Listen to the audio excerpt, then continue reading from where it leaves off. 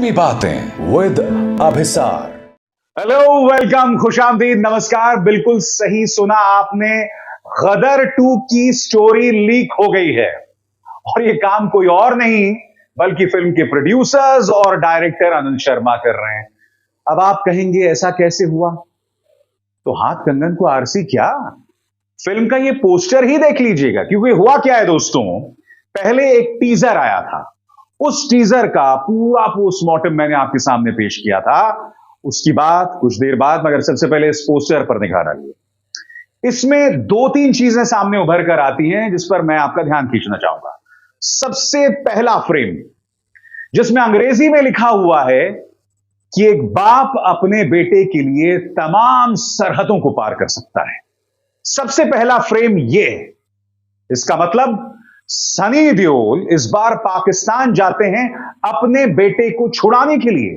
अब बड़ा सवाल, उनका बेटा कहां कैद है? क्योंकि गदर एक प्रेम कथा जो 1999 में रिलीज हुई थी, उस वक्त आपको याद होगा उनकी पत्नी सकीना को उनके पिता अमरीश पुरी धोखे से पाकिस्तान ले जाते हैं और फिर सकीना को रेस्क्यू करने तारा सिंह पहुंचते हैं पाकिस्तान। अब ये जो पोस्टर आया है, पहली लाइन तो ये है।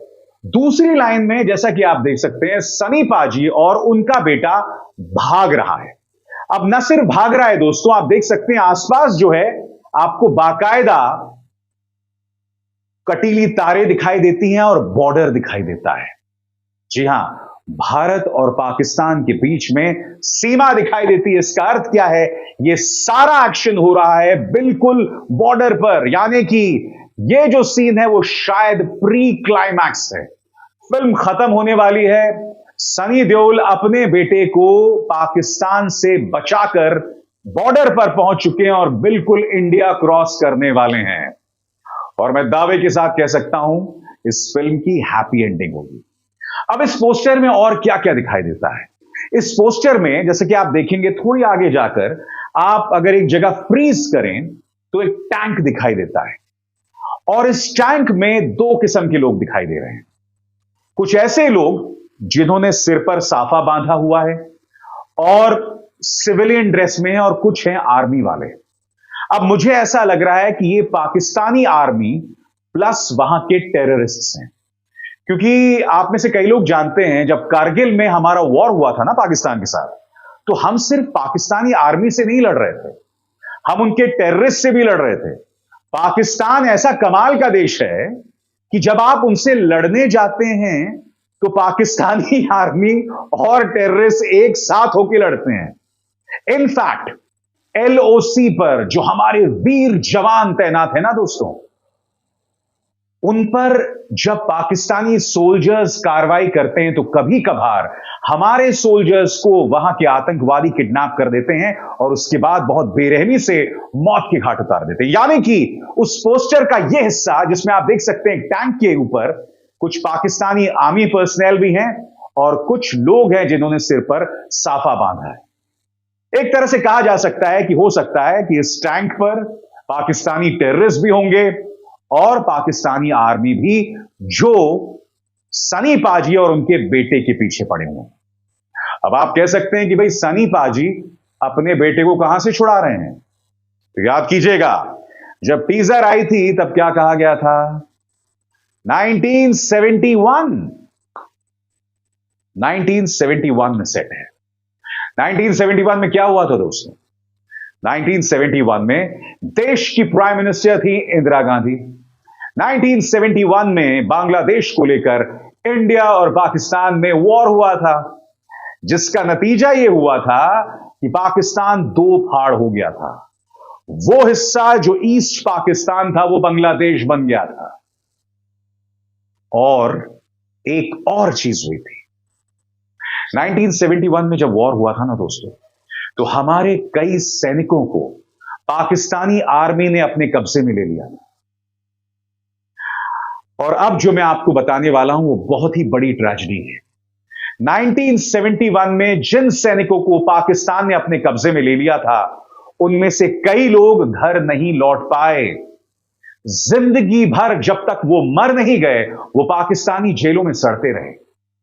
कई लोग जो पाकिस्तान जाते थे, और लौटते थे इंडियंस, वो बताते थे कि फलाने जेल में एक इंडियन सोल्जर कैद है।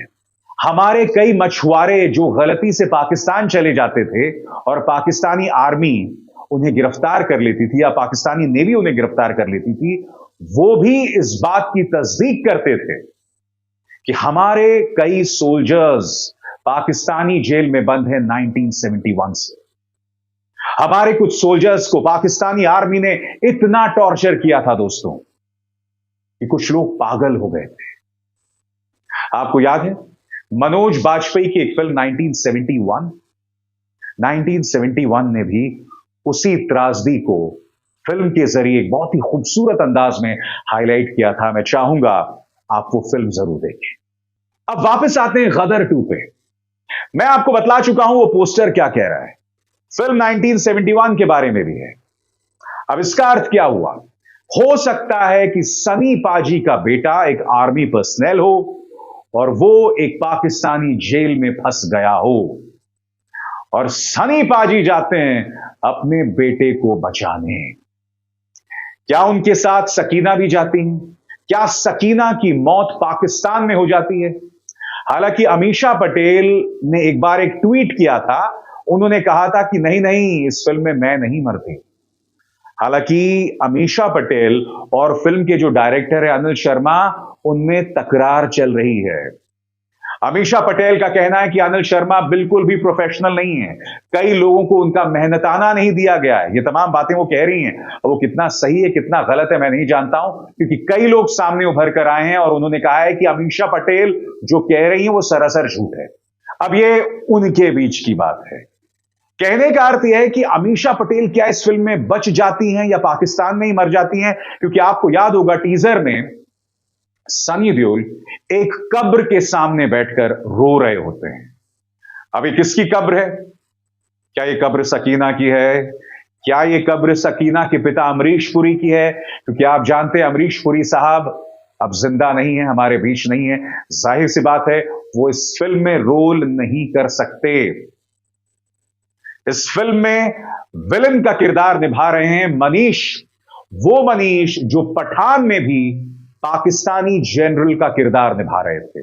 वो इस फिल्म के मेन विलन है और चूंकि इस फिल्म के अंदर वो एक पाकिस्तानी जनरल हैं, इसका मतलब इस फिल्म का एक आर्मी बैकग्राउंड है। यानी कि मेरी जो थ्योरी है कि सनी पाजी अपने बेटे को बचाने के लिए जाते हैं, जो कि एक आर्मी का कमांडो रहा है, जो पाकिस्तानी जेल में फंस जाता है, मेरी ये थ्योरी सही साबित हो सकती है।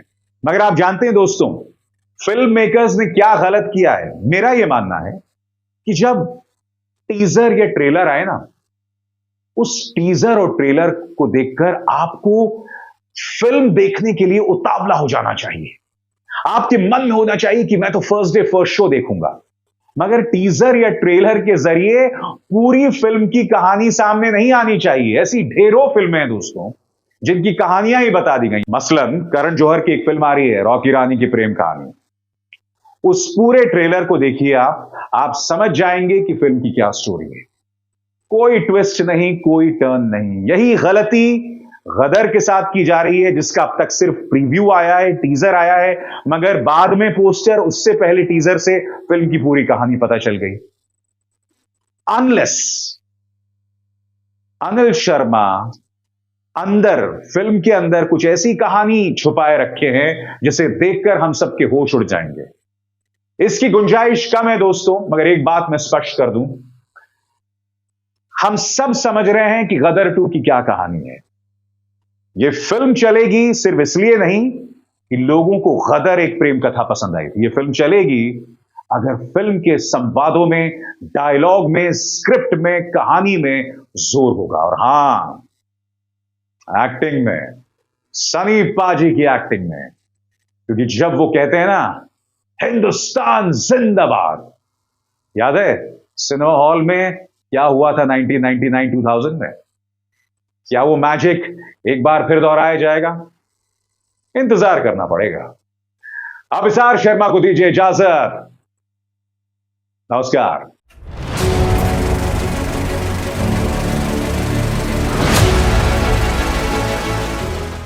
फिल्मी बातें विद अभिसार।